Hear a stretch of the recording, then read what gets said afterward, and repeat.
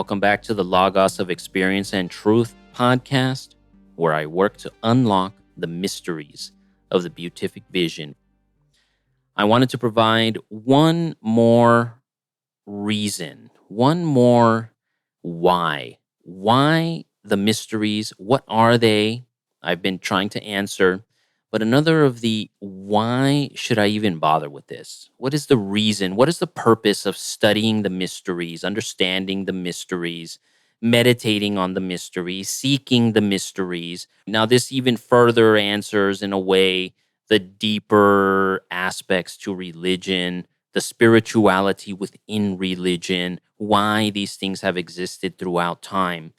So I wanted to give another reason, and it's one of the reasons that I had in my head once I came across it and understood it, as well as how it pertains to Jesus the Christ because of his crucifixion, right? This was one of those reasons of, well, why was he crucified, right? I was trying to answer that question to myself, being a Catholic Christian, of, well, why was he crucified? What are the reasons for it? Is it just he upset some of the people in charge and, stuff like that? Kind of the way you're taught in Sunday school. I mean, I didn't really go to Sunday school, but kind of the way you're taught that in the basic kind of knowledge when it comes to this. But when you look deeper, and this is one of the reasons why I've been studying the mysteries pre-Christianity, and obviously that means you have to understand that there were mysteries pre-Christianity. You have to kind of get past the entire everything before Christ was like the devil kind of ideas, because that's just a really very polemical way of looking at essentially our ancestors. And I prefer not to do that,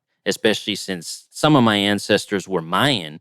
And when I think of the religions and what they did, especially the cruelties that they did, it's hard to reconcile that, right? But when you are a Christian, especially in the modern world, and especially if you're a Catholic, and you have to learn to reconcile these horrible things that were done in the name of the religion or in the name of your church or in the name of God, essentially. And it's like, well, some of that stuff was really bad. You kind of have to learn how to reconcile the past of, well, why did these things occur? How did they occur? And what was the reason for that? And that kind of stuff. So learning the mysteries themselves were once the possession of the elite. Now, however you interpret that idea or concept of the elite, obviously is going to be based on our own idea of the elite today. But what were the elite in the past? Well, the easiest way of seeing this would be going to ancient Egypt. And there was the pharaoh and everything that the pharaoh represented. But then there was the priestcraft, the priestly caste, if we just use the caste idea from the Hindu tradition. And they essentially ruled and governed the entire nation. And I spoke about the vision of Hermes, and he says in the opening of that vision, he gave himself over to meditation using what he had learned from the temple. So whether this meant that Hermes was a priest or not, I'm not entirely sure.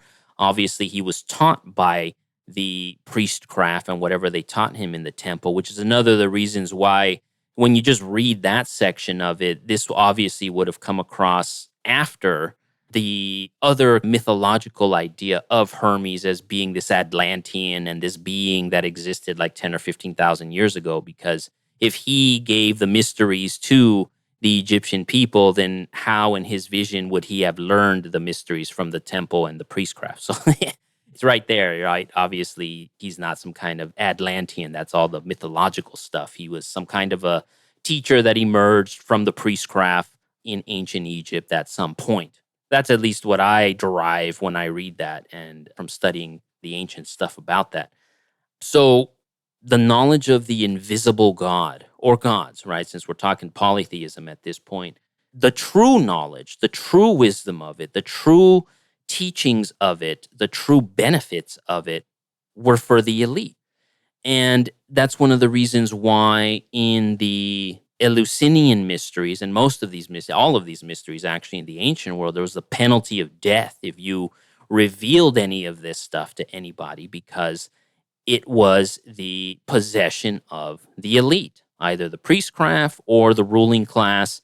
And that's why if you read any of that stuff, there was always this kind of push and pull of the ruling class supporting or not supporting these mysteries, right? And it's obviously if they were not in line with each other. If you look at ancient Egypt, there was a time period when they were united, and then there's the whole Akhenaten thing that occurs, and he's changing the religion, and what that does is undermine the religious priestcraft, and then he just dies, and then all his line just dies, and the priestcraft just is back in charge again, right? So so there's this push and pull that's going on between those that are considered the elite and the teachings of them and the temple, and imparting the deeper knowledge of what these types of things do. Since, as I said, removing the search for the knowledge and truth of God, for instance, that you have actually confirmed through some type of an experience in your mind, heart, spiritually, a dream,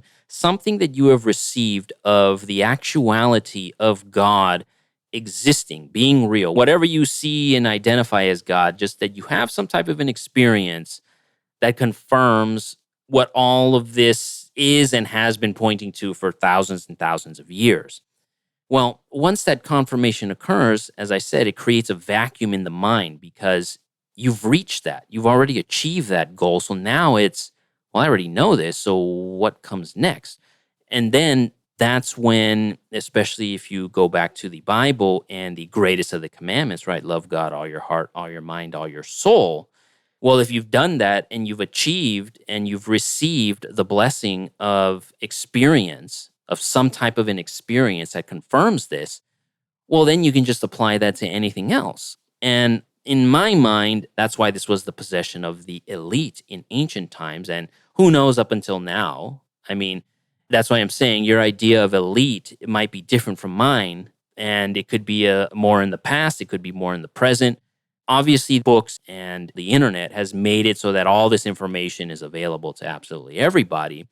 But if you're constantly distracted and have no idea about any of this stuff, or no idea how this stuff unlocks your mind, or no idea how you can use this to heal yourself, to, get rid of depression, to be able to see clearly in the present, to be thankful, to give thanks, to be grateful, even as you're being told this, and if you are reading any self-help or spiritual type stuff, they all repeat this stuff, but achieving that, reaching that, having that, you have many mountains to climb, all the distractions that you have to get over to be able to get to that. Well, that's what the mysteries seem to have given and produced. They gave and produced this kind of method by getting there, self-sacrifice, right? You're fasting, you're eating a plant-based meal or something, you're worshiping, you're practicing the rituals, you're doing all these different things. And again, all this translates into the modern religions as well, to a lesser or greater degree in each of the religions. But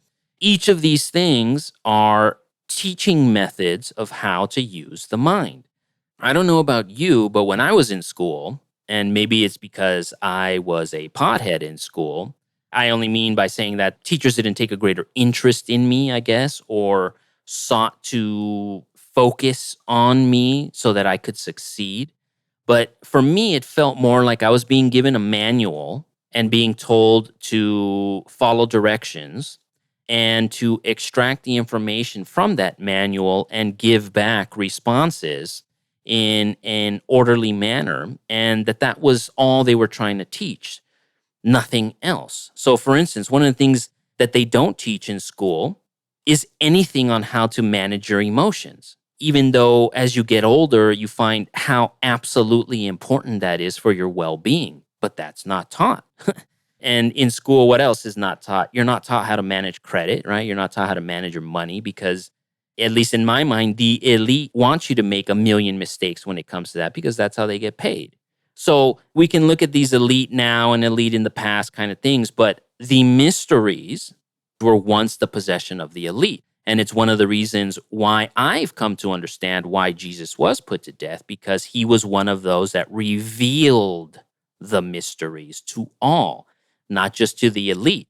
And I mentioned in my Vision Explained Deeper premium stuff on my website that there is some discrepancy. The general Christian idea is that all these Pharisees were these really terrible guys and they were just these priests that wanted money and wealth and power and all this kind of stuff. And they're, the naughty guys in the Bible and they were Christ's opponents. Well, Not all of them were. Some of them came to him to learn. And obviously, in crafting an idea of us versus them, they're all going to be made to look like these, super negative people, even though they really weren't.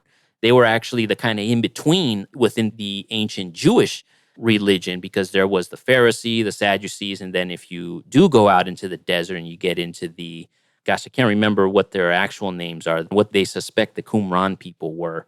The name's literally leaving my head right now, but those desert people that they kind of attribute to John the Baptist. John the Baptist must have been part of this group, not the Nazarenes. I can't remember. Yes, that's funny. I'm not remembering it right now. Anyways, he revealed these things to everybody. And he says in the Bible, right, his quote is that the priests have locked up the secrets to the kingdom of heaven and they don't give them to anybody. And that's what his purpose is, to unlock that and to give that to everybody. So that's what I mean by they were once the possession of the elite. They were not taught to all peoples. They were meant for specific peoples. Now, obviously, you go back in time, it's like, well, how on earth could it be possibly taught to everybody when there weren't the means of communication that we have today? And any form of writing, well, let me step back, because when you go really far back to cuneiform in Mesopotamia, they have tons of records, but it's all like mercantile stuff. So it's ledgers and orders and keeping track of money and stuff like that.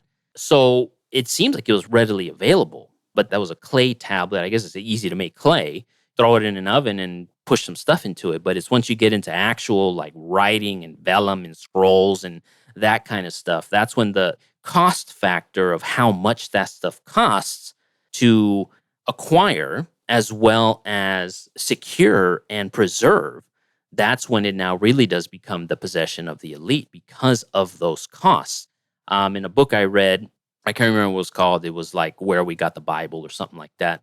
It kind of broke down how many pieces of vellum were needed for the Bible. So we're talking pre-Gutenberg. So Christendom, pre-Gutenberg, and pre-Protestantism. To produce a Bible back then, you would have needed to have slain, I don't know how many hundreds of cows to get the amount of vellum just to write it, and then acquiring the amount of ink needed to handwrite every single piece of the Bible. Essentially, it would cost about $10,000 in modern times to produce this in ancient times. So all you have to do is think about that, and it's like, well, who would be able to buy a Bible today if it costs $10,000? Even though the books are there, it would be incredibly difficult for anybody today to be able to buy a Bible, let alone back then when you were rich or poor. That's another of the reasons why studying the mysteries is viable, and it's something that's important, because it used to be the sole possession of the elite. Only if you were wealthy could you go on a philosophic retreat for a month and perform the mysteries in service. Only if you were wealthy, or if you were utterly poor, because you either gave everything up and joined one of these things, or you were wealthy and you paid for access to it. That's the only way that anybody had access to philosophy or the mysteries. And it was these outliers, it seems like a Jesus, like a John the Baptist, that were just kind of out there crying about these things, or the prophets in the Old Testament, that's the only way that other people learned the inner depth of this esoteric stuff. And the negative way that this is presented in a lot of the esoteric stuff is that this was not meant for the profane. So when you read that, you know you're reading something that the elite wrote. This is only for the elite. It's not meant for the profane, since the profane is referring to essentially everybody that doesn't understand or know any of this stuff, or is too ignorant to know or understand this stuff. And it's like, well, if you provide the teaching to it, then perhaps they won't be ignorant and they will understand this stuff. So all that stuff exists whenever you're reading or studying any of this mystery stuff. And again, that's one of the reasons to study them, why they are important, because if they were the possession of the elite and they didn't want the knowledge of this getting out into the open, then why? Right? And I've already provided some of the why, because it unlocks your mind. It helps you to find your potential, your inner voice, helps you to have an experience of the divine, of God. And having that experience quickens you, quickens your spirit, enlivens you, it focuses you, it clears your mind for actual work, for what your actual purpose is, for what you really wish to achieve in life.